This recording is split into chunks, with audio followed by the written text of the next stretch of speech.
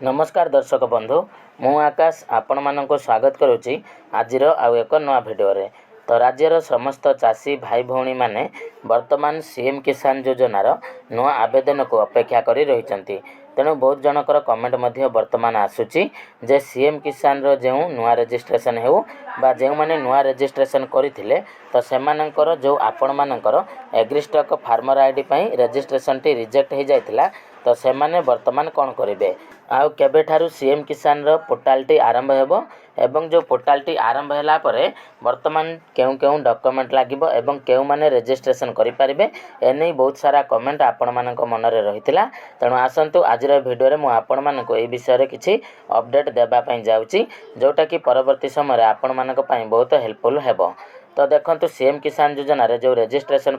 प्रक्रियाटी आपण माने जदि पोर्टाल रे करबा पई चाहुचंती ताहाले देखंतु आपण माने जो चाषी पंजीकरण ऑप्शन रे क्लिक कला परे एठी आपण मानकर पंजीकरणटी ओपन हेउ नै। तेणु बहुत चाषी भाई माने जो माने कि सीएम किसान योजना रे आवेदन करबा पई अपेक्षा करि रहिचंती तो सेमानकर वर्तमान गुटे डाउट रहिछि जे सीएम किसान रो नुआ रजिस्ट्रेशन केबे आरंभ हेबो। तो देखंतु सीएम किसान रो जो अपडेट रहिछि सेतिरे फार्मर आईडी माने एग्रीस्टॉक फार्मर आईडी टी को मैंडेटरी करा जाइछि। तेणु सेही एग्रीस्टॉक फार्मर आईडी मैंडेटरी हैला परे वर्तमान सीएम किसान पोर्टाल आपण मानकर एग्रीस्टॉक फार्मर आईडी पोर्टाल सहित आपण मानकर जोटा कि टाई अप होबा पई जाउछि बा हमर किछि डाटा जोटा कि कॉमन डाटा सेथिरे रहबा पई जाउछि जा द्वारा कि जे मानकर एग्रीस्टॉक फार्मर आईडी रजिस्ट्रेशन हेबो से माने सीएम किसान रे नुआ रजिस्ट्रेशन करि परिबे। तेणु बहुत जनकर कमेंट आसुछि जे वर्तमान आमे एग्रीस्टॉक फार्मर आईडी रजिस्ट्रेशन करि पारु नाहु जेहेतु आम नारे जमी नाही बापांग नारे जमी अछि बा जेजे बापांग नाम रे जमी अछि ता सहजरे आमे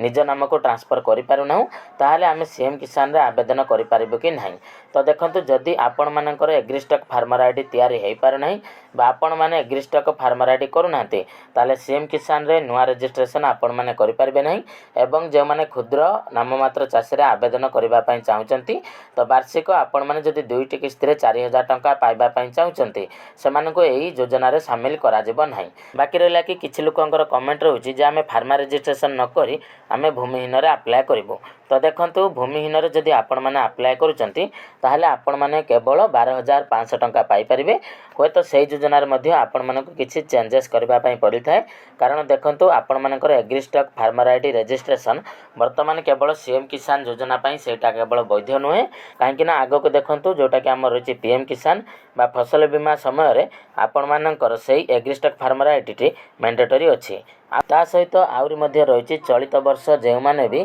सोसाइटी रो आपण मानकर सार किनिबे बा जे माने फर्टिलाइजर किनिबे सेमानक पई वर्तमान एग्रीस्टॉक फार्मर आईडी रजिस्ट्रेशन मैंडेटरी करा जिवो। पूर्वर जोटा कि एग्रीसेंट बोली आपण मानकर फार्मर आईडी टी थिला जेंथरे आपण मानको इजरे सब्सिडी बा आपण मानकर जे विभिन्न प्रकार बिहन सार एगुडा को मिलिथिला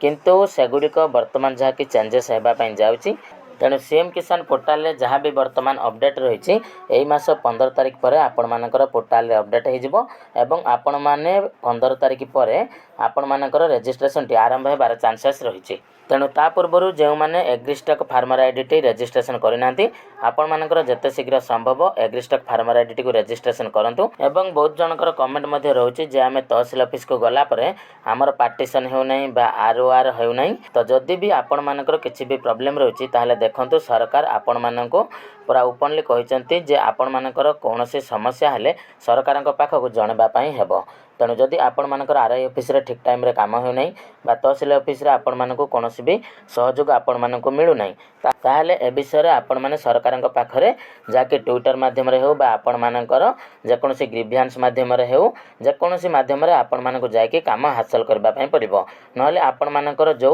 आशा रहिछि बा सरकार जे चाषी भाई भणी मानको जहाँ भी अर्थ राशि देबा पई चाहुचंती बा जे माने एलिजिबल फार्मर बा कृषक रहिचंती से माने पाई पारु नाहंती ए अर्थ राशि